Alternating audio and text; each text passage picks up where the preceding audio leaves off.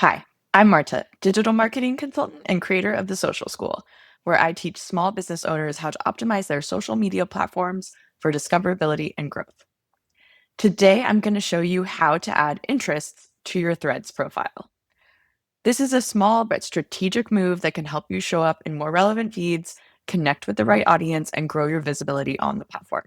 First, open the Threads app on your phone. Go to your profile and tap the edit button right under your bio.